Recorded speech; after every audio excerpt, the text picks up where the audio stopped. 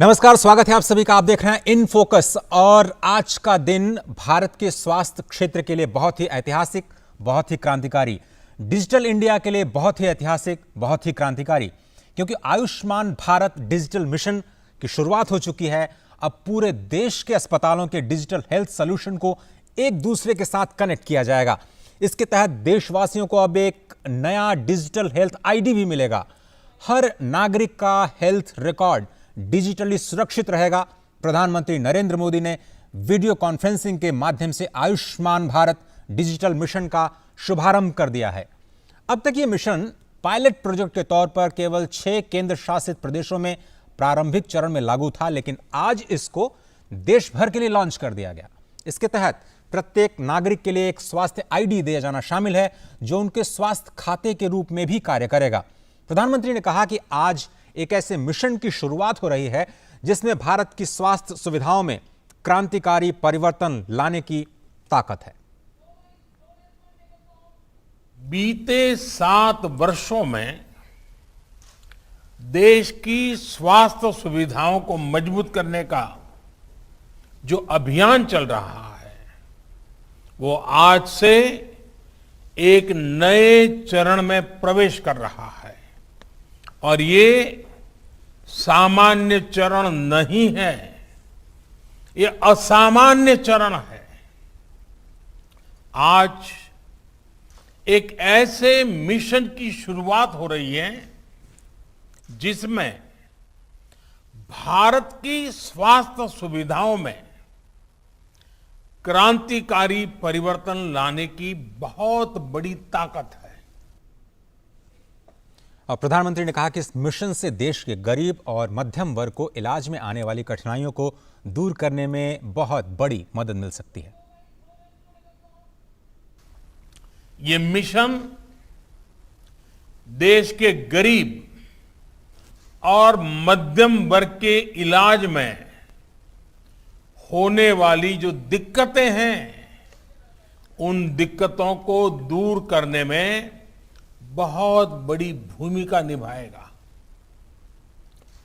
Technology के माध्यम से मरीजों को पूरे देश के हजारों अस्पतालों से कनेक्ट करने का जो काम आयुष्मान भारत ने किया है, आज उसे भी विस्तार मिल रहा है, एक मजबूत टेक्नोलॉजी प्लेटफॉर्म मिल रहा है। और टेक्नोलॉजी की बात को आगे बढ़ाते हुए प्रधानमंत्री ने कहा कि यदि भारत आज करीब करीब 90 करोड़ कोरोना के टीके लगा पाया है, तो उसमें कोविन ऐप की एक बहुत बड़ी भूमिका है। और प्रधानमंत्री ने कहा कि जो कोरोना काल में टेलीमेडिसिन का भी अभूतपूर्व विस्तार हुआ। उन्होंने कहा कि ई संजीवनी के माध्यम से अब तक लगभग 1.25 करोड़ रिमोट कंसल्टेशंस भी पूरे किए जा चुके हैं। कोरोना काल में टेलीमेडिसिन का भी अभूतपूर्व विस्तार हुआ है। ई संजीवनी के माध्यम से अब तक लगभग 1.25 करोड़ रिमोट कंसल्टेशन पूरे हो चुके हैं। ये सुविधा हर रोज देश के दूर सुदूर में रहने वाले हजारों देशवासियों को घर बैठे ही शहरों के बड़े अस्पतालों के बड़े बड़े डॉक्टरों से कनेक्ट कर रही है। जाने माने डॉक्टरों की सेवा आसान हो सकी है। और हमारे साथ 3 खास मेहमान जुड़ रहे हैं इस प्रोग्राम में। डॉक्टर सुनील कुमार रैना, जो कि एडवाइजर हैं World Health Network and Covid action group, professor और head of community medicine, government medical college Himachal Pradesh में। बहुत स्वागत है रैना साहब आपका। नमस्कार, आपको मेरी आवाज मिल रही है? बिल्कुल, नमस्कार। स्वागत है आपका इस कार्यक्रम में। साथ ही साथ जुड़ रहे हैं हीरालाल जी, जो कि एडिशनल मिशन डायरेक्टर हैं national health mission government of UP. बहुत बहुत धन्यवाद हीरालाल जी वक्त निकालने के लिए इस प्रोग्राम में। आपका बहुत बहुत स्वागत है डीडी न्यूज पर। और मैं एक बार फिर से आपसे पूछना चाह रहा हूं, आपको मेरी आवाज आ रही है? स्टूडियो से कनेक्टेड हैं आप? नमस्कार हीरालाल जी, क्या आपको मेरी आवाज आ रही है? यस, आ रही। धन्यवाद जी। और हम लगातार जो स्टेट गवर्नमेंट का एक्सपीरियंस है वो तो आपसे बात करेंगे ही, साथ ही साथ कैसे बेस्ट प्रैक्टिसेस जो हैं पूरे देश की उसको कैसे अडॉप्ट किया जा सकता है उस पर बात करेंगे। मदन मोहन जैरा साहब, जो कि ब्यूरो चीफ हिंदुस्तान के। मदन मोहन जी, बहुत धन्यवाद आपका वक्त निकालने के लिए इस खास प्रोग्राम में। और आयुष्मान भारत डिजिटल मिशन की शुरुआत हो चुकी है और अब इस प्रोग्राम को हम आगे बढ़ाते हैं। रैना साहब, मैं आपसे शुरुआत करता हूं। ये एक तरह से एक्सटेंशन है आयुष्मान भारत का। 3 साल हो चुके आयुष्मान भारत को, जिसका रिजल्ट हमने जमीन पर देखा। अब इसे भारत के हर नागरिक तक विस्तार दिया गया है। सबसे पहले आपकी प्रारंभिक टिप्पणी, उसके बाद फिर मैं डिटेल्स पे आता हूं।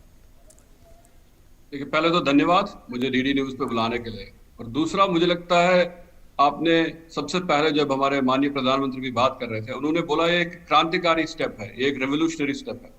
तो मेरा मानना है कि ये, अगर आप सोशल सेक्टर की बात करें, जैसा इंपॉर्टेंट स्टेप सोशल सेक्टर में जन धन योजना का था, उतना ही इंपॉर्टेंट स्टेप ये हेल्थ सेक्टर में है इस स्कीम के आने से। उसकी बेसिक 2 वजह मैं मानता हूँ। एक वजह ये है कि अगर आप देखें, हेल्थ में एक नैरेटिव चलता है, हेल्थ का एक बेसिक नैरेटिव होता है, और ये नैरेटिव एक नॉलेज इकोनॉमी रन करती है। और अनफॉर्चुनेटली पिछले 20-30 साल से ये नॉलेज इकोनॉमी जो थी, ये वेस्टर्न वर्ल्ड के पास थी। लेकिन इसके आने से, डिजिटल मिशन के आने से, ये नॉलेज इकोनॉमी इंडिया के पास आएगी और हम अपना एक हेल्थ नैरेटिव डेवलप कर पाएंगे। ये एक बहुत इंपॉर्टेंट स्टेप होगा। दूसरा, अगर आप हेल्थ की बात करते हैं तो इसके हम 4 पैरामीटर्स की जनरली बात करते हैं। हम पब्लिक हेल्थ या पॉलिसी की बात करते हैं, एक सर्विस डिलीवरी और पेशेंट केयर की बात करते हैं, एक हम एकेडमिक्स या ट्रेनिंग्स की बात करते हैं, और एक रिसर्च की बात करते हैं। इस डिजिटल मिशन बोर्ड के आने से क्या होगा, इन सबके लिए एक कॉमन प्लेटफॉर्म मिलेगा। और आप मानिए मेरी बात, विश्वास करिए, इस कॉमन प्लेटफॉर्म से इन चारों स्टेप्स में, चारों प्रोसेसेस में बहुत बड़ा अंतर आएगा। हम इससे पेशेंट केयर को इंप्रूव कर पाएंगे, एकेडमिक्स और टीचिंग को इंप्रूव कर पाएंगे, रिसर्च को इंप्रूव कर पाएंगे, और सर्विस डिलीवरी कंपोनेंट को तो बहुत ज्यादा इंप्रूव कर पाएंगे।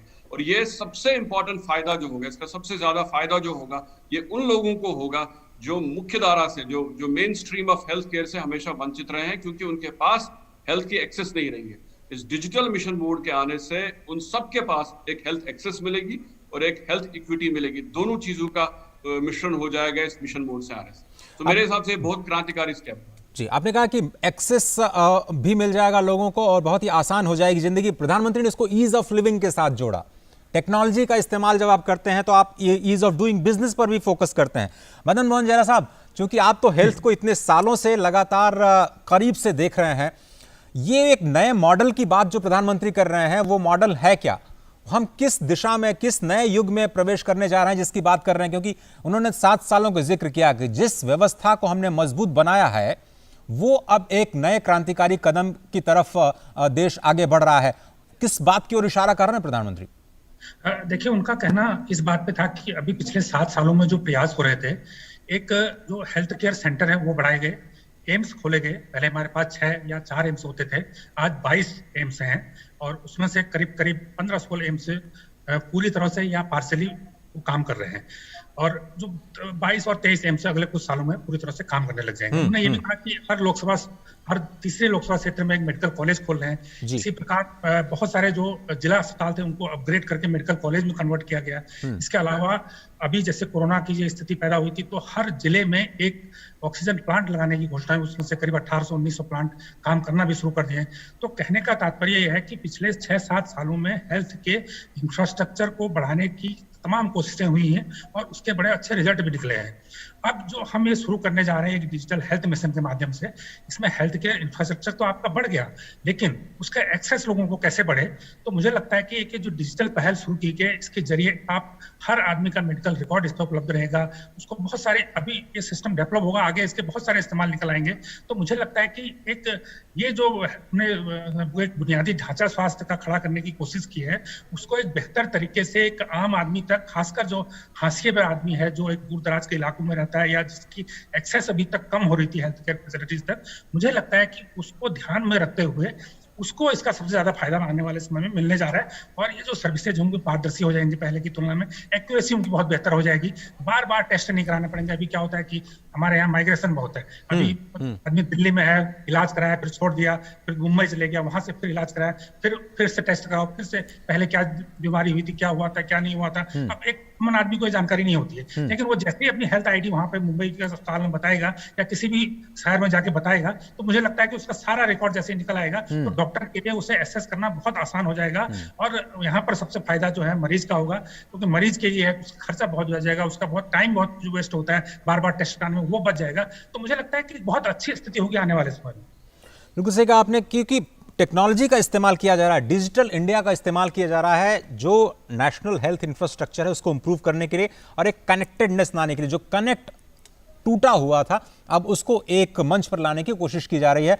हीरालाल साहब, उत्तर प्रदेश में आप नेशनल हेल्थ मिशन को देखते हैं, राज्यों का विषय है स्वास्थ्य, केंद्र अपने स्तर पर केवल समन्वय कर सकता है, कोऑर्डिनेट कर सकता है, एक मंच पर लाने की कोशिश कर सकता है। ये जो नया मिशन लॉन्च हुआ है, राज्य सरकारें इसे किस तरह से लेंगी और आपके अनुभव में आगे जाते हुए ये कितना बड़ा कदम है? देखिए, ये जो आज शुरुआत हुआ है वास्तव में इंडिया में मील का पत्थर साबित होगा। अभी कोविड ने हम लोगों को सभी को प्रभावित किया है और सभी लोग इसलिए इस मुद्दे से बहुत अच्छी तरह से जुड़े हुए हैं और अभी वो जुड़ाव हम भूले नहीं है, क्योंकि अभी थर्ड फेज की भी बातें चल रही हैं। देखिए, डिजिटल का एक पावर है, डिजिटल पावर। तो जो डिजिटल का पावर है वो हम पूरी तरह से मेडिकल हेल्थ में या स्वास्थ्य में पूरी तरह से यूज नहीं कर पा रहे थे। मतलब डिजिटल पावर का पूरा लाभ होलिस्टिक वे में मेडिकल हेल्थ को नहीं मिल पा रहा था। आज का जो ये उद्घाटन हुआ है उससे मेडिकल हेल्थ को इसका पूरा लाभ मिलेगा। अभी कुछ बीमारियों में हम डिजिटल हेल्थ कर रहे हैं, कुछ में नहीं कर रहे हैं, कुछ में अधूरा कर रहे हैं। और दो तीन बातें और भी महत्वपूर्ण है। इससे क्या होगा, अभी जिसको जैसा कि माननीय प्रधानमंत्री जी ने कहा भी, मेडिकल टूरिज्म एक टर्म है, मेडिकल टूरिज्म को बढ़ावा मिलेगा, तो ये रोजगार को बढ़ावा देगा, इनकम को बढ़ावा देगा और ईज ऑफ लिविंग भी इससे बहुत अच्छा होगा, क्योंकि इससे हमें टाइमली और एप्रोप्रिएट मेडिसिन मिलेगा। तो ये बहुत अच्छा कदम है और बहुत ही लाभकारी होगा। और स्टेट इसके लिए ऑलरेडी जो गाइडलाइन भारत सरकार की है, ये गाइडलाइन देखिए, अभी हमने इसको निकाल के देखा भी है, ये गाइडलाइन है और ये जुलाई 20 की जारी हुई है नेशनल हेल्थ अथॉरिटी द्वारा। ऑलरेडी बैकग्राउंड में स्टेट में बहुत सारा काम हो रहा है और इसकी तैयारी है और एक अच्छी तैयारी है। स्टेट्स में अच्छी तैयारी है, क्योंकि बहुत ज़रूरी है स्टेट्स में अच्छी तैयारी होना, क्योंकि स्टेट्स की जिम्मेदारी है हेल्थ सर्विसेज को सब तक पहुंचाने की। रैना साहब, अब हम आते हैं कि टेक्नोलॉजी का इस्तेमाल जो किया जाएगा, मुझे लगता है कि सभी चीज़ को कनेक्ट करने के लिए ब्लॉकचेन जैसी टेक्नोलॉजीज, आर्टिफिशियल इंटेलिजेंस का भी इस्तेमाल इस पूरे नेटवर्क में किया जाएगा आगे जाते हुए। ये जो टेक्नोलॉजी है, जिस इक्विटी की आपने बात की थी और प्रधानमंत्री जो बार बार कह रहे हैं कि ये गरीबों के लिए और मध्यम वर्ग, उन्होंने दो ही वर्ग का जिक्र किया अपने संबोधन में, मध्यम वर्ग और गरीबों के लिए जो एक्सेस है उसको हम बेहतर और करना चाहते हैं। कितना इंपॉर्टेंट होगा और कैसे हम, क्या हमारे पास वो टेक्निकल एक्सपर्टीज है कि हम ऐसी टेक्नोलॉजी का इस्तेमाल कर पाएंगे अपने नए हेल्थ इंफ्रास्ट्रक्चर को क्रिएट करने के लिए? देखिए, बहुत इंपॉर्टेंट क्वेश्चन है आपका।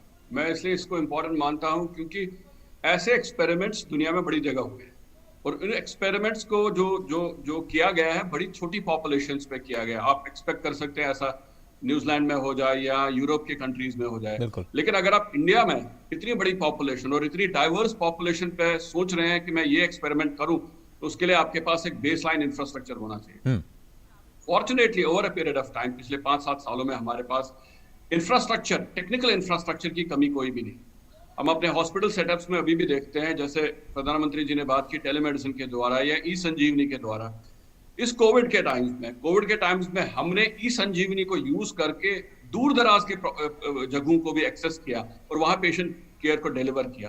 तो ई संजीवनी एक बहुत अच्छा लॉन्च पैड था हमको ये बताने के लिए कि अगर हम कल को एक डिजिटल मिशन लाते हैं और हम गांव से गांव को कनेक्ट करते हैं, गांव को टर्शरी केयर फैसिलिटी से कनेक्ट करते हैं, क्या हमारे पास एडिक्वेट इंफ्रास्ट्रक्चर है या नहीं है। ये एक पहला चीज था।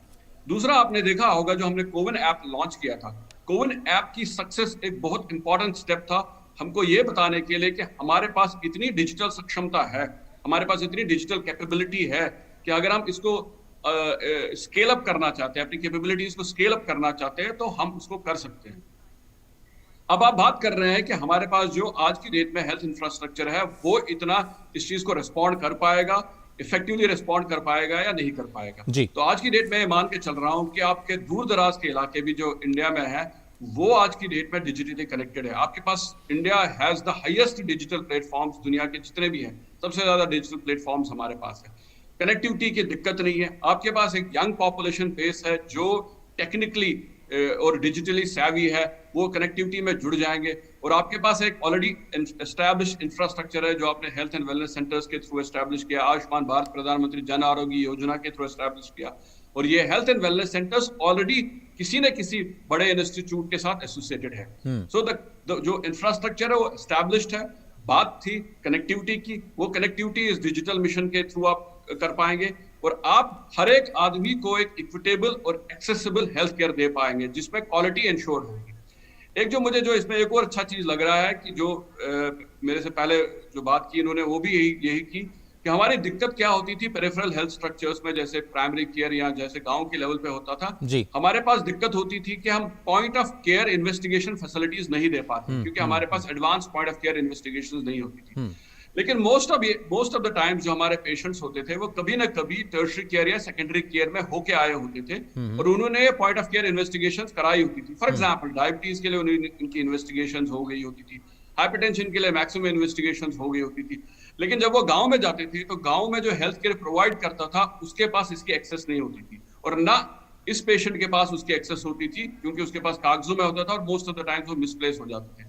इससे क्या होगा, एक्सेस पेशेंट के पास भी होगी, हेल्थ केयर डिलीवरी पर्सन के पास भी हो सकती है, हो जाएगी। तो पेशेंट केयर जो प्राइमरी केयर सेटअप है गांव के लेवल पे वो बहुत इजी हो जाएगा। तो मुझे लगता है ये बहुत इंपॉर्टेंट स्टेप होगा उस point of care non availability of जो डायग्नोस्टिक्स है उसको सर्कमवेंट करने में, उसको दरकिनार करने में। तो उस पॉइंट ऑफ व्यू से बहुत इंपॉर्टेंट स्टेप होगा हमारे लिए। मदन जरा साहब, आपको क्या लगता है कि जो सबसे बड़ा सवाल यह है कि जो आयुष्मान कार्ड जो अभी तक एक निश्चित वर्ग के लिए मिलता था, अब ये बड़ा स्टेटमेंट आ रहा है कि हर नागरिक का एक आयुष्मान कार्ड होगा, हम ये मान के चलें नेशनल हेल्थ आईडी होगा और उसके बाद जो उससे रिलेटेड डेटा होंगे उसको एक ही पोर्टल पे या एक ही इंफ्रास्ट्रक्चर, एक ही सिस्टम के तहत हर चीज़ को संरक्षित किया जाएगा। आपको लगता है कि ये कर पाना संभव होगा? हाँ, बिल्कुल संभव होगा। और ये इसका क्योंकि 6 छोटे स्टेट में इसका जो केंद्र शासित प्रदेशों में इसका ट्रायल भी किया गया है, एक पायलट प्रोजेक्ट के तौर पे इसको शुरू भी किया गया था, तो मुझे लगता है वहां पे सफल रहा है। तो इसमें कहीं कोई दिक्कत नहीं है। ये आपका ये भी कहना ठीक है कि आयुष्मान भारत योजना का ही विस्तार है, क्योंकि आयुष्मान भारत योजना में पीएम जय योजना के तहत करीब 10 करोड़ से ज्यादा परिवारों को 5 लाख रुपए का इंश्योरेंस, हेल्थ इंश्योरेंस एक दिया जाता है। और उन लोगों को तो एक कार्ड मिलेगा ही मिलेगा, उन लोगों को ऑलरेडी एक इंश्योरेंस के कार्ड पहले से भी है और उनको अब एक आईडी उनकी जनरेट हो जाएगी। इसी के साथ साथ इसमें तो हर आदमी की आईडी जनरेट होनी है, जो उस योजना के दायरे में नहीं भी है उसकी भी जनरेट होगी। तो मुझे लगता है कि एक इसका जो एक हमारा हेल्थ केयर सिस्टम में एक डिजिटल का समावेश अभी तक बहुत कम था, या वो सिर्फ था भी तो सिर्फ हॉस्पिटल के भीतर ही होता था कि एक हॉस्पिटल की जो फैसिलिटीज हैं वो हॉस्पिटल के दूसरे डिपार्टमेंट तक एक्सेस हो जाती थी, लेकिन अब वो पूरा देश भर में हो जाएगा।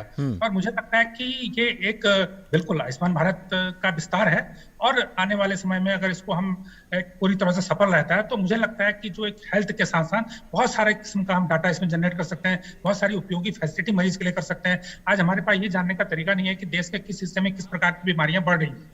अगर ये डाटा सब फ्यूचर में सबको एक हेल्थ आईडी मिल जाती है और उसका हेल्थ आईडी से लोग ट्रीटमेंट कराते हैं, तो हमें ये पता लगाना पॉसिबल हो सकता है कि साउथ के हिस्से में कौन कौन सी बीमारी ज्यादा हो रही है या नॉर्थ इंडिया में कौन सी बीमारी ज्यादा हो रही है या किस स्टेट स्पेसिफिक में कौन सी डिजीज की आउटब्रेक हो रही है। तो इस प्रकार के किस्म किस्म के डाटा भी हम फ्यूचर में इसके एकत्र कर पाएंगे। इसके अलावा बहुत सारी चीजें जो सरकार एक जानकारी पेशेंट को देना चाहती है कि क्या आपको करना है, क्या नहीं करना है, मास्क पहनना है और भी बहुत सारी चीजें, कैसे आप स्वस्थ रह सकते हैं, कैसे आप योगा किस प्रकार फायदेमंद हो सकता है। तो मुझे लगता है कि ये डिजिटल प्लेटफॉर्म से जब सारे लोग कनेक्ट होंगे तो उनको एक उपयोगी जानकारी जानकारी भी देना एक जो हमारे हेल्थ केयर प्रोवाइडर सिस्टम है उसके जरिए संभव होगा। हम जब स्वस्थ रहने की बात करते हैं या इलाज की बात करते हैं तो साथ साथ हमें उसको इस बात पर भी जोर देना चाहिए कि किस प्रकार आदमी स्वस्थ रह सकता है, बीमारियों से बच सकता है, इन्फेक्शन से बच सकता है, और किस प्रकार के खान पान से किस तरह की दिक्कतें होती हैं, आप स्मोकिंग से क्या प्रॉब्लम होती है या अल्कोहल के ड्रिंक से क्या दिक्कतें होती हैं। इन चीजों की जानकारी भी अगर स्पेसिफिक जानकारी रजिस्टर्ड फोन के जरिए संबंधित व्यक्ति को जाएगी तो मुझे लगता है कि जो इलाज की सुविधा है, जो उसका जो एक डिजिटल उसकी फैसिलिटी है, उसके अलावा एक उसको जागरूक बनाने के काम भी एक फैसिलिटी काम आएगी। इंफॉर्मेशन टेक्नोलॉजी का इस्तेमाल अगर हम लोग करेंगे तो और भी हम बेहतर स्थिति में होंगे अपने आप को हेल्थ के क्षेत्र में और आगे ले जाने के लिए। हीरालाल जी, एक मुद्दा आता है private institutions versus government institutions का। पूरे के पूरे हेल्थ इंफ्रास्ट्रक्चर में प्राइवेट हॉस्पिटल्स की भी एक बड़ी भूमिका है, बहुत ही अहम भूमिका है। वो इस प्लेटफॉर्म को कैसे शामिल अपने आप को करेंगे, इस पूरे इकोसिस्टम में आप दोनों की भूमिका, सरकारी व्यवस्था और जो गैर सरकारी हाथों में जो स्वास्थ्य क्षेत्र है, उसको एक साथ कैसे इस मिशन के लिए इस्तेमाल किया जा सकेगा? देखिए, इसमें सारी फैसिलिटीज का रजिस्ट्रेशन होना है जो इसकी गाइडलाइन में दिया है। तो हर तरह का पब्लिक और प्राइवेट सबका एक साथ प्लेटफॉर्म पे सूचना होगी, और जिस आदमी को जो भी जरूरत होगी, अभी बहुत सी चीजें हम लोगों को पता नहीं है, एक क्लिक पर उनको सबको सारी सूचनाएं मिलेंगी। उसको जहां अच्छा, जहां सस्ता, जहां कम समय पहुंचने में लगेगा, और जो एप्रोप्रिएट होगा, चाहे वो पब्लिक होगा प्राइवेट होगा, वो वहां जाएगा। और इससे प्राइवेट को भी फायदा होगा। अभी प्राइवेट वालों को, अब आप ये सोचिए, प्राइवेट को इतना बड़ा प्लेटफार्म अपने चीजों को मार्केट करने का, प्रचार करने का एक प्लेटफार्म मिल जाएगा, ऑनलाइन वो विजिबल हो जाएगा। तो इसमें मतलब पब्लिक प्राइवेट दोनों का फायदा है, और सबसे ज्यादा फायदा आम जनता का है। राणा साहब, आपको लगता है क्या एक कन्वर्जेंस है? कई सारे स्वास्थ्य योजनाओं को कन्वर्ज करके प्रधानमंत्री ने अब एक नए मिशन की शुरुआत की है, जिसमें ई संजीवनी का भी लाभ आप ले सकते हैं, राष्ट्रीय स्वास्थ्य बीमा योजना है उसका लाभ ले सकते हैं, नेशनल हेल्थ जो आयुष्मान भारत जो चल रहा है उसको भी। तो एक तरह से जो कन्वर्जेंस हम देखते हैं कि सरकार आइसोलेशन में काम नहीं करती है, अलग अलग जो स्कीम्स हैं उनको एक कन्वर्जेंस का मॉडल दिया जाता है और सब एक दिशा में एक लक्ष्य को प्राप्त करने के लिए बढ़ते हैं। ये शायद बहुत बड़ी खूबसूरती है आज के इस मिशन की। बिल्कुल, अगर आपने मेरी पहली स्टेटमेंट सुनी होगी तो मैंने उसमें यही कहा था कि ये डिजिटल मिशन जो है ये एक फ्रेमवर्क प्रोवाइड करेगा, और फ्रेमवर्क प्रोवाइड करेगा चार चीजों के लिए। फॉर एग्जाम्पल, मैंने बात की थी कि पब्लिक हेल्थ को लेकर जो इंडिया के इनिशिएटिव्स आते हैं, चाहे वो आप सोचते हैं कि मैंने हर एक घर में जो गैस पहुंचानी है जिससे लोगों के स्वास्थ्य में फायदा हो, मैंने पानी को बेटर करना है जिससे लोगों के स्वास्थ्य में फायदा हो, ये सब एक पब्लिक हेल्थ का इशू है। लेकिन इसको आप इंटीग्रेट कर रहे हैं पेशेंट केयर के साथ भी, मतलब उसमें आप बोल रहे हैं मैंने सर्विस डिलीवरी को इम्प्रूव कराना है, मैं पेशेंट केयर को इम्प्रूव कराना है, या एकेडमिक्स को या रिसर्च को, जैसे बात हुई, आपके पास एक प्लेटफॉर्म बन रहा है जिससे आपको ये आइडिया लग रहा है कि हमारे पास नए मरीज कहाँ से आ रहे हैं, किस टाइप के मरीज आ रहे हैं, या कोई बीमारी बढ़ तो नहीं रही है। तो एक फ्रेमवर्क मिल रहा है, और ये फ्रेमवर्क कनेक्ट करता है बहुत सारे एस्पेक्ट्स को जो हेल्थ को डील करते हैं। अब हेल्थ को हमको कभी भी आइसोलेशन में नहीं देखना चाहिए। मैं हमेशा मानता हूं कि इंडिया का जो हेल्थ है, इंडिया के हेल्थ में इंप्रूवमेंट तब आएगी जब हम इंडिया के हेल्थ को जोड़ेंगे इसके एजुकेशन के साथ और इसके न्यूट्रिशन के साथ। आप तीन चीजों को कंबाइन कर रहे हैं, न्यूट्रिशन, एजुकेशन और हेल्थ को, और इन तीनों को एक कॉमन प्लेटफॉर्म मिलता है, कॉमन फ्रेमवर्क मिल रहा है, वो इस डिजिटल मिशन के थ्रू मिल रहा है। तो उस सेंस में ये कन्वर्जेंस भी है और एक अवेलेबिलिटी ऑफ अ फ्रेमवर्क भी है।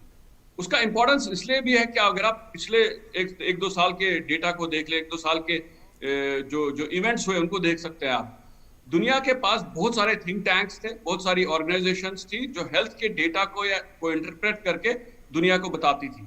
लेकिन अनफॉर्चुनेटली कोविड ने हमको बता दिया कि जो दुनिया के इंस्टीट्यूशंस है या दुनिया की जो ऑर्गेनाइजेशंस है, उनका लोकल इम्पैक्ट बहुत कम है, मतलब लोकल एडवाइस वो बहुत कम देते हैं।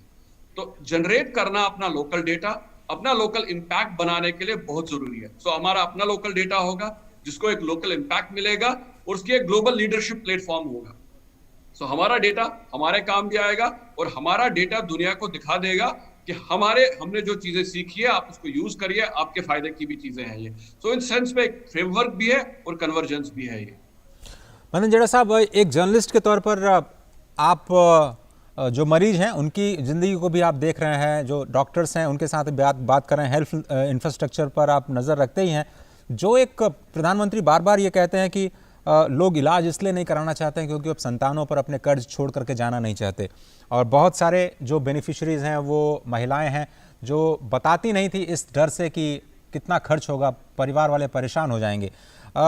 एक बहुत ही जनरल कॉन्सेप्ट है, या ये कहें कि एक आम धारणा ये है कि शिक्षा और स्वास्थ्य देश में बहुत महंगे हैं।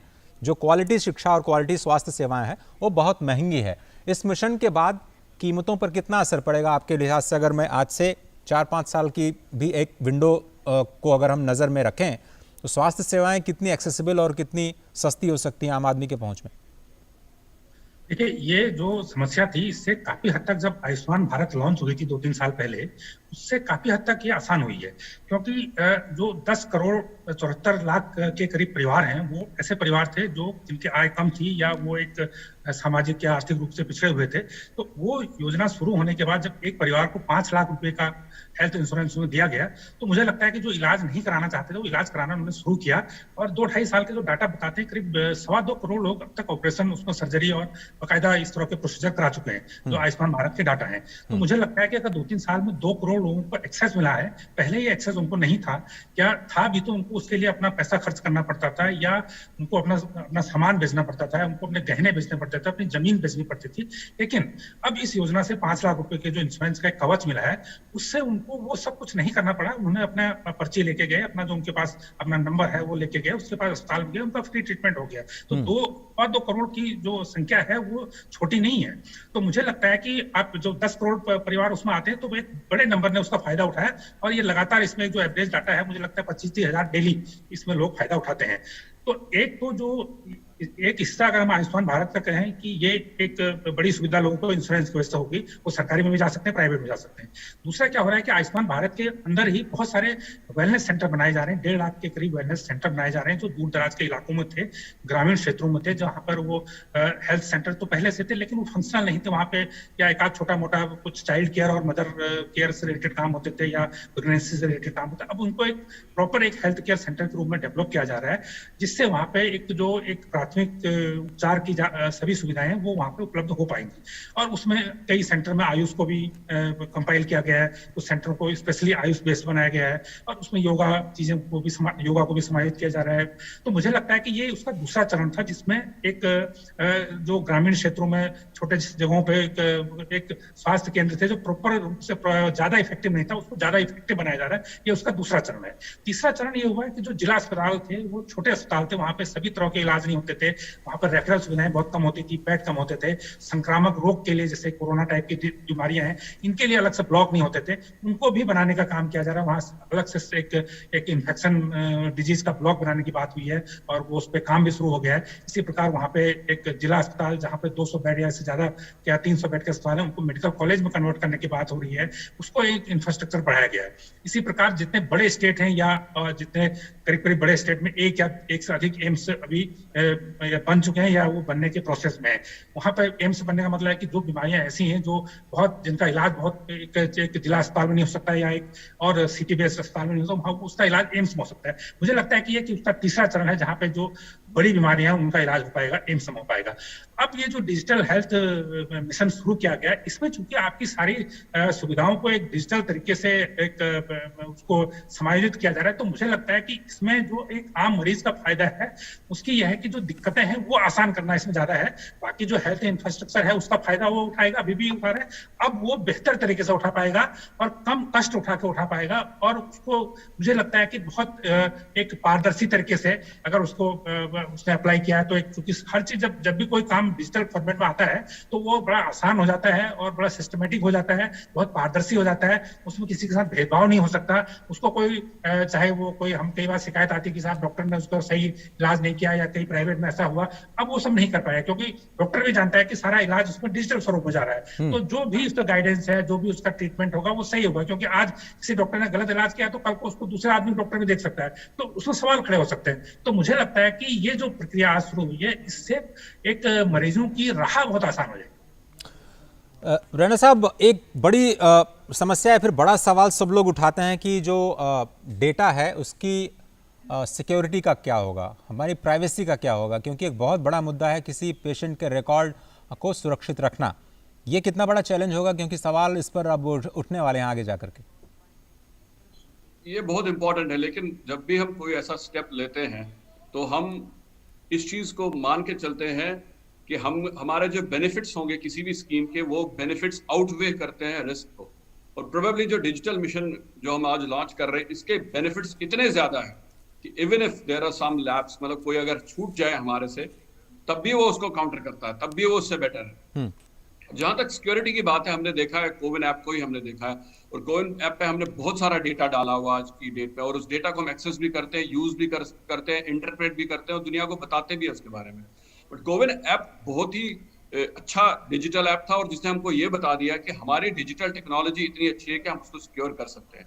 तो सिक्योरिटी के पॉइंट ऑफ व्यू से मुझे लगता है ये बहुत बड़ा इशू नहीं होगा। ये एक बात है।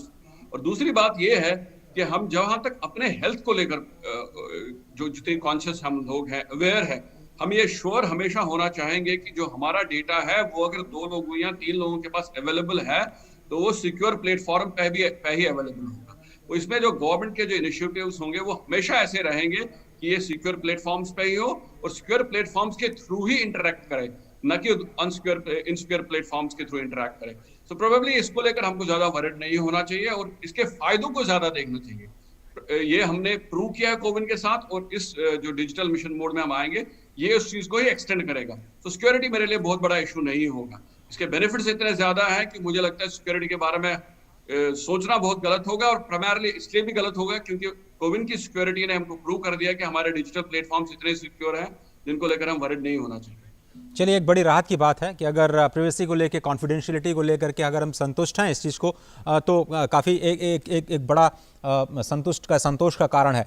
हीरालाल जी, गांव तक पहुंच कितनी इंपॉर्टेंट है? 80,000 हेल्थ एंड वेलनेस सेंटर्स की बात ज़रूर की प्रधानमंत्री ने, इसको शायद और भी बढ़ावा देना, एग्जैक्ट नंबर शायद मुझे याद नहीं है, 1.5 लाख या 2.5 लाख हो सकता है। ये जो गांव तक जो PHCs हैं उनको कैसे बेटर बनाया जाए, क्योंकि वही फर्स्ट पॉइंट ऑफ इंटरेक्शन है किसी भी गांव वाले के लिए या फिर गरीब आदमी के लिए जो कि हेल्थ एक्सेस नहीं कर पा रहा है। सर देखिए, जो हमारी PSC, CSC, एडिनस PSC और जो ANM के सेंटर्स हैं, जो CHO के सेंटर्स हैं, आपको जानकारी होगी कि हम लोग अब मोबाइल डिजिटल से कनेक्ट हुए हैं। मोबाइल सबके पास है, उसमें डेटा भी है, डिफरेंट प्राइवेट कंपनियों की है, और ऑनलाइन कोई भी चीज को एक्सेस करने के लिए ऑलरेडी हम उपयोग कर रहे हैं, पेमेंट में कर रहे हैं और डिजिटली हम ट्रांसफर कर रहे हैं। तो जो ये टेक्नोलॉजी है, गांव के लोगों को भी यूज करने में कोई बहुत ज्यादा दिक्कत नहीं आएगी।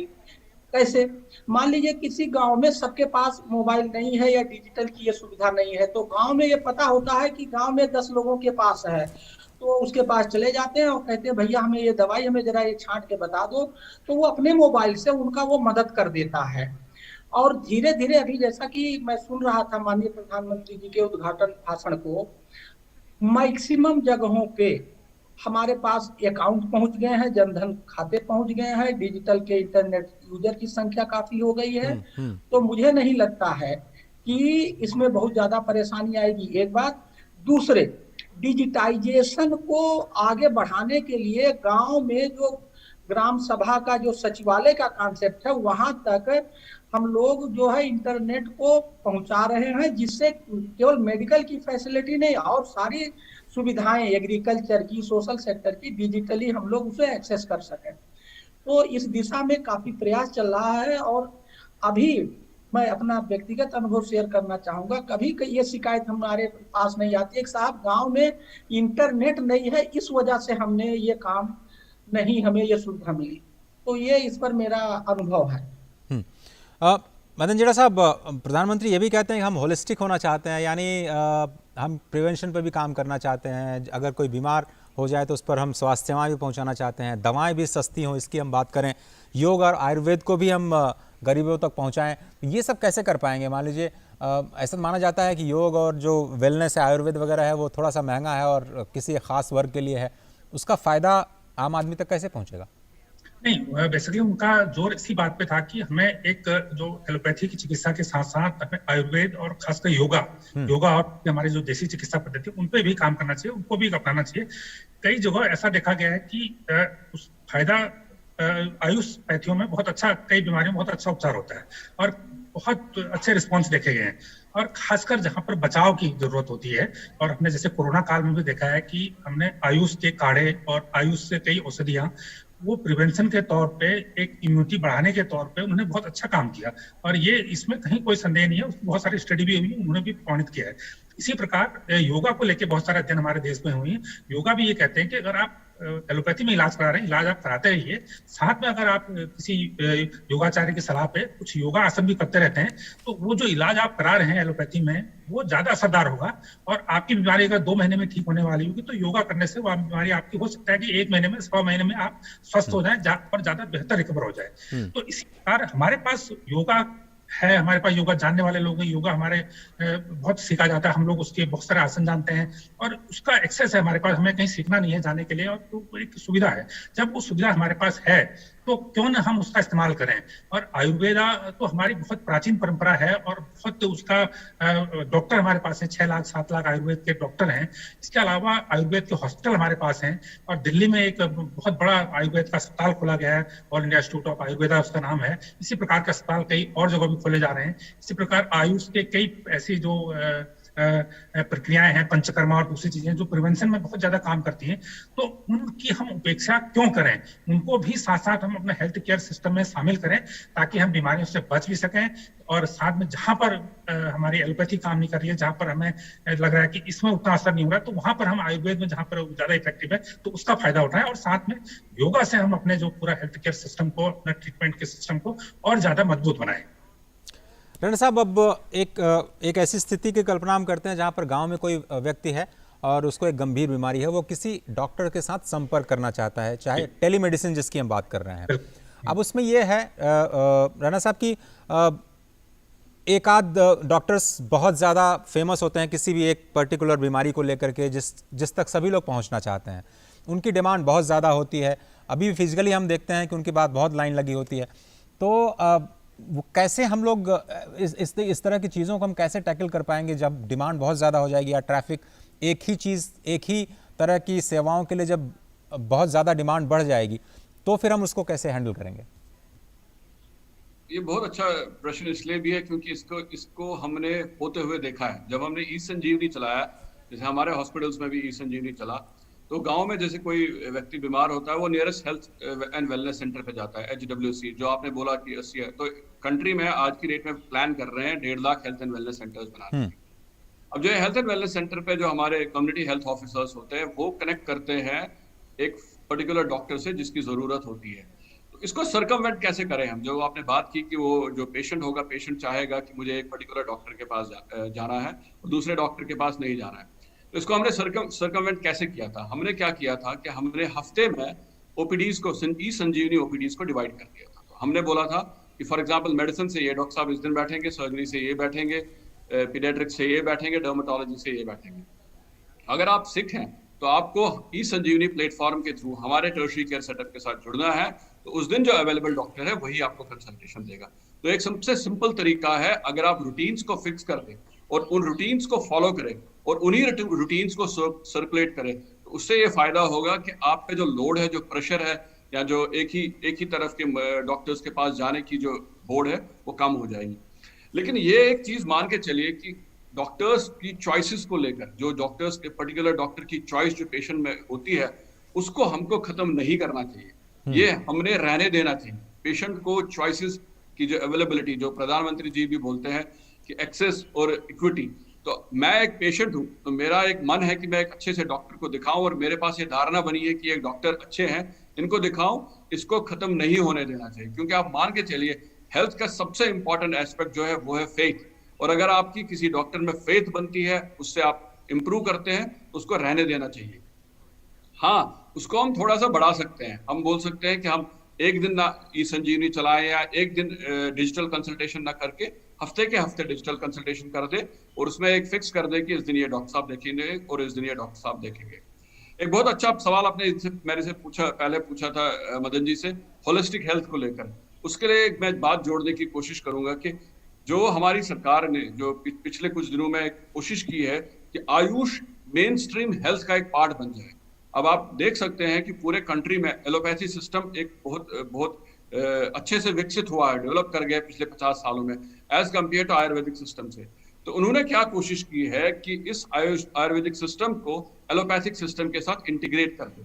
तो एलोपैथी जो है, जैसे हम पढ़ रहे होंगे एलोपैथी एकेडमिक्स में, तो उसमें एक पोर्शन ऑफ हमारी टीचिंग, हमारी लर्निंग प्रोसेस एकेडमिक्स में आयुर्वेद को भी एड्रेस करेगी। सो हमारे पास 1 महीने 2 महीने का कोर्स होगा एमबीबीएस के दौरान, इंटर्नशिप के दौरान, जो ये आयुर्वेद को इंटीग्रेट करेगा, जो आयुर्वेदिक टीचिंग को इंटीग्रेट करेगा। उससे क्या होगा, जब ये डॉक्टर्स अपने हेल्थ फैसिलिटीज पे जाए या जब ये कम्युनिटी हेल्थ ऑफिसर्स अपनी हेल्थ फैसिलिटीज पे जाए, तो वो आयुर्वेद की नॉलेज को कैरी करेंगे और उस आयुर्वेद की नॉलेज के एप्लीकेशन को यूज भी कर लेंगे। सो प्रोबेबली जैसे आपने पहले भी बोला, एक कन्वर्जेंस की बात है, होलिस्टिक हेल्थ का थॉट प्रोसेस है। ये सारी चीजें सोच के चल रही है कि हम अल्टीमेटली पेशेंट को बेनिफिट दे पाए और ये बेनिफिट हम एक्सटेंड कर पाए। सबसे जो लास्ट आदमी हो, जो हेल्थ केयर सेटअप में सबसे लास्ट आदमी है, जिसको जो वंचित रहा है, जिसको हम हेल्थ केयर डिलीवर अच्छे से नहीं कर पाए, उस तक पहुंच जाए और उसको कॉम्प्रहेंसिव हेल्थ मिले, उसको आयुर्वेदा का भी बेनिफिट मिले, उसको एलोपैथी का भी बेनिफिट मिले और सारी जो बेनिफिट्स है वो एक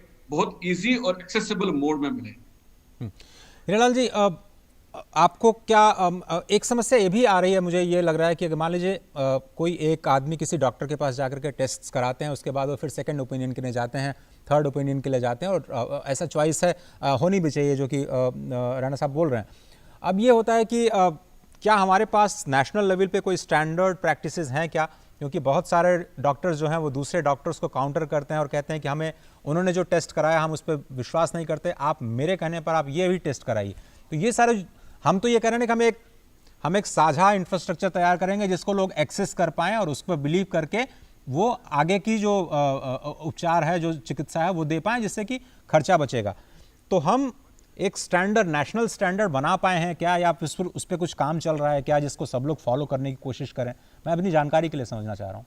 देखिए, मैं आपको बताऊं, ये आपका जवाब, ये जो नेशनल हेल्थ मिशन जो आज उद्घाटन हुआ है, ये आपके बात का, आपके प्रश्न का ही जवाब है। अभी क्या है, एक डॉक्टर की प्रेस्क्रिप्शन या टेस्ट लेके दूसरे के पास जाते हैं जी, तो वो उसमें कहता नहीं, ये हम नहीं मानेंगे, दूसरा कराइए। लेकिन जब वो ऑनलाइन हो जाएगा ना, जब ऑनलाइन हो जाएगा तो वो उसको घुमा नहीं पाएंगे, शुद्ध भाषा में जिसको कहते हैं, क्योंकि उसके लिए अगर ये उनको इस बात का डर रहेगा कि अगर मैं ये कुछ करूंगा, ये ऑनलाइन डेटा है, और अगर एक सही डेटा को हम गलत बताएंगे तो उसमें जो है एक फियर साइकोसिस काम करेगी।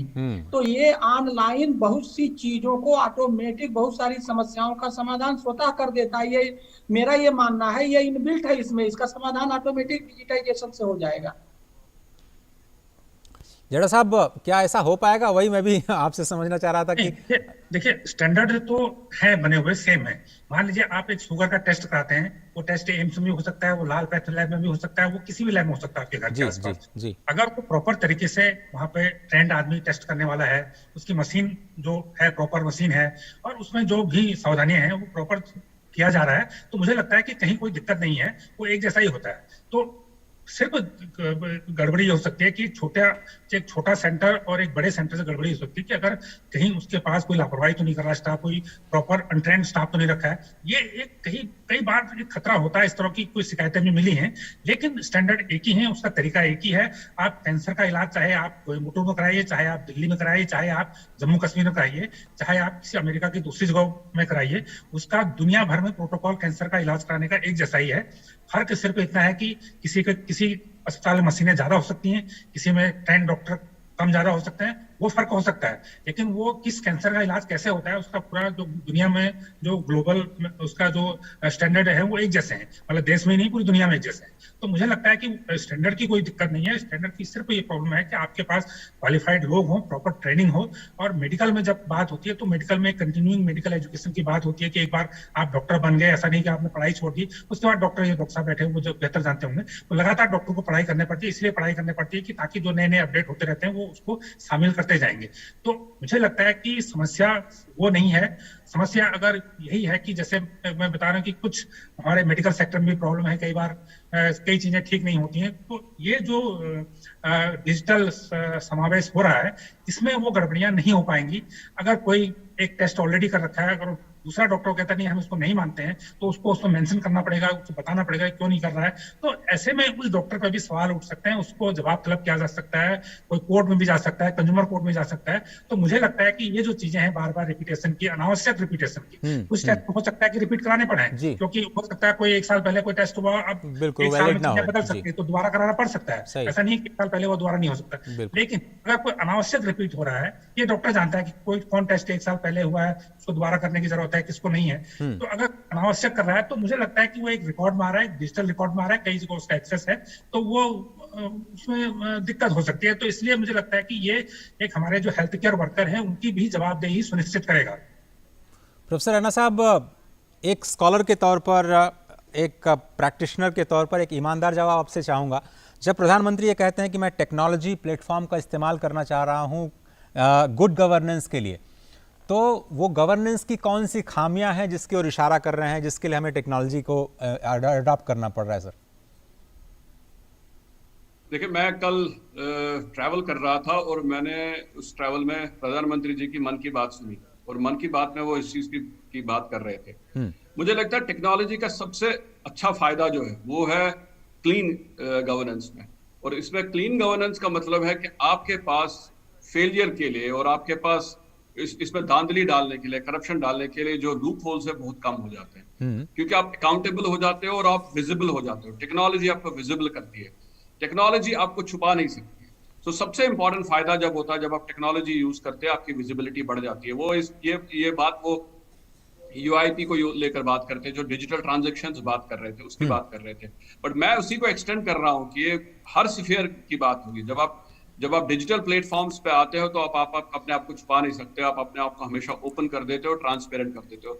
और ट्रांसपेरेंसी मुझे लगता है सबसे इंपॉर्टेंट फैक्टर है करप्शन को कम करने के लिए। ये बहुत इंपॉर्टेंट है।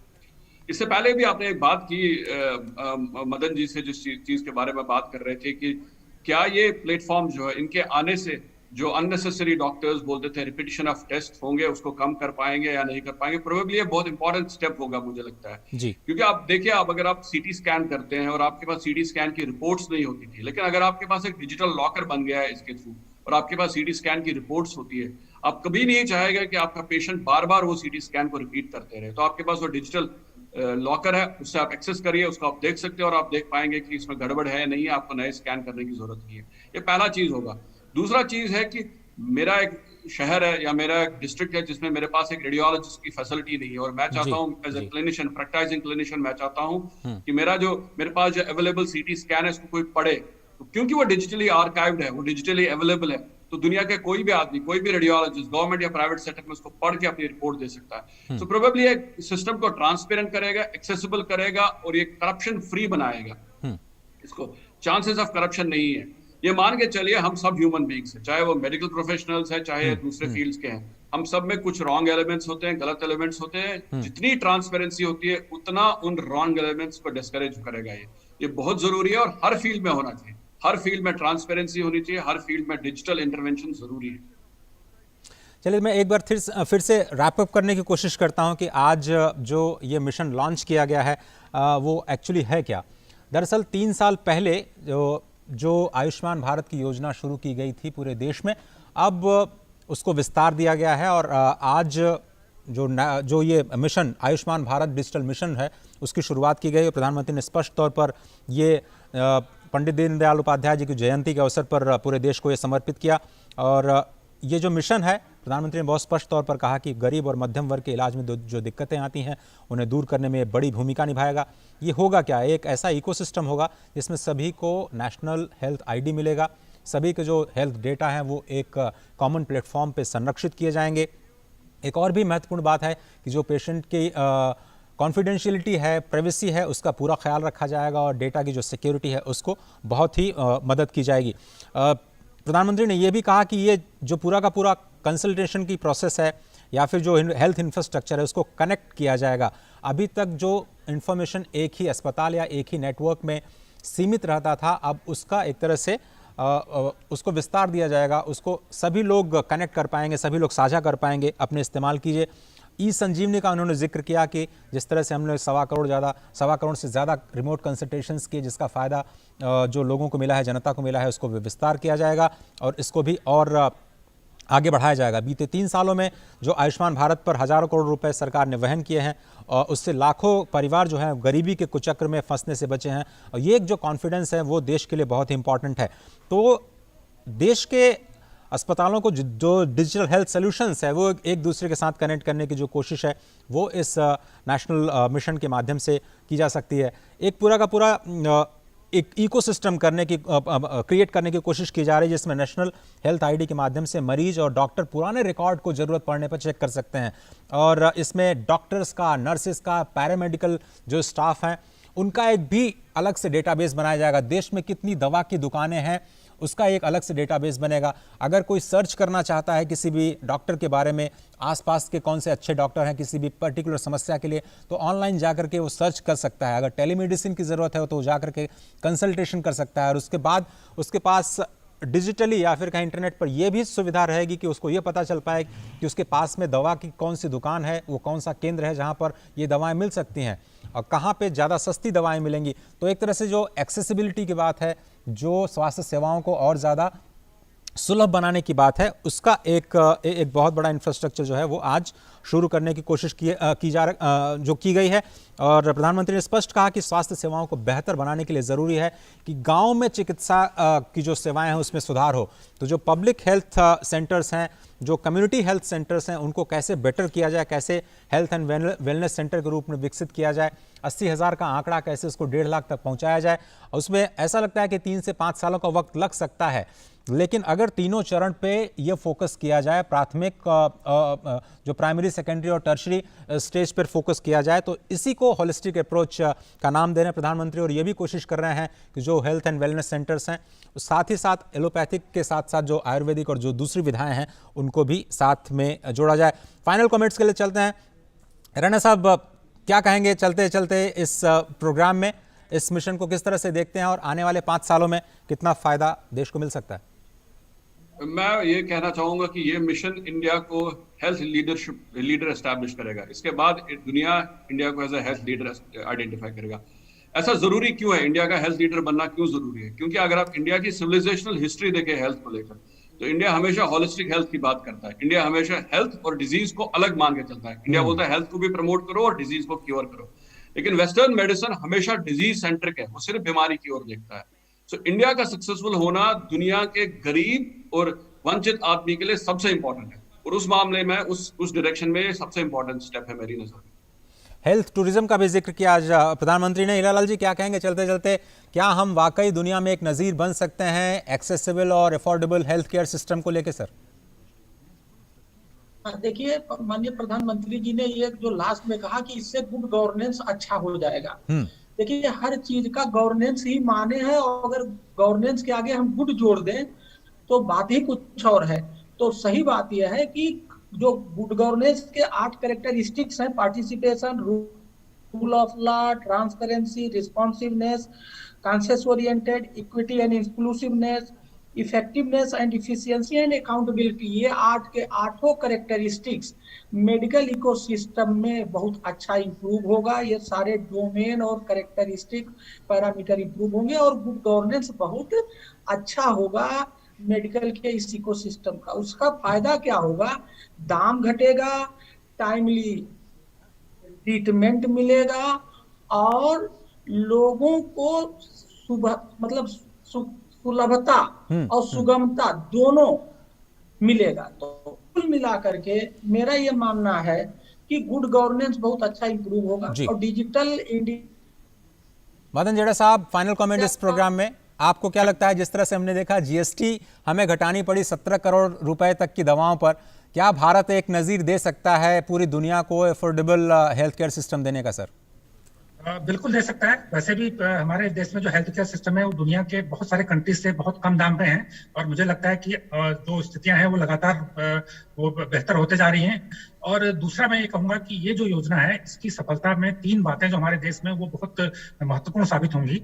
एक तो हमारे देश में इंटरनेट की एक्सेस बहुत अच्छी है और डाटा बहुत सस्ता है, तो ये सबके काम आएगा, और इसी पे सब कुछ इस योजना की सफलता का भी दारोमदार टिका हुआ है। दूसरा, हमारे देश में जो डाटा सिक्योरिटी की व्यवस्था है उसमें जो भी एक्सेस है डिजिटल में, उसमें ओटीपी बेस्ड है। आमतौर पर जब हम इंडिया से बाहर जाते हैं तो वहां पर ओटीपी का कोई कॉन्सेप्ट नहीं होता है। तो इसलिए हमारा जो सिस्टम है, जो डिजिटल सिस्टम है, चाहे वो क्रेडिट कार्ड से ट्रांजेक्शन का हो, चाहे वो आधार का ऑथेंटिकेशन हो, चाहे इस योजना में हो, जब भी आपका डाटा कोई एक्सेस करेगा तो आपके पास ओटीपी आएगा। जब आप ओटीपी उसको देंगे तभी वो उसको एक्सेस कर पाएगा। तो इसलिए ये एक बहुत बड़ा पैरामीटर है। तीसरी बात है कि हमारे देश में जो भी लोग हैं उसका एजुकेशन लेवल जो भी हो या वो कुछ भी काम करता हो, वो जो टेक्नोलॉजी बेस्ड चीजें हैं या टेक्नोलॉजी बेस्ड सॉल्यूशन है उसको बहुत तेजी से फॉलो करता है, चाहे वो हमारे कोई एक एडॉप्टेबिलिटी बहुत ही बेहतरीन है। मदन जैन साहब, वक्त इतना ही हमारे पास। बहुत धन्यवाद वक्त निकालने के लिए। Hindustan bureau chief doctor Sunil Kumar Raina, professor साहब, बहुत बहुत धन्यवाद वक्त निकालने के लिए। साथ ही साथ हीरालाल जी, आप तीनों ही मेहमानों का शुक्रिया इस प्रोग्राम में शामिल होने के लिए। डिजिटल इंडिया एक नए मुकाम पर पहुंचा है।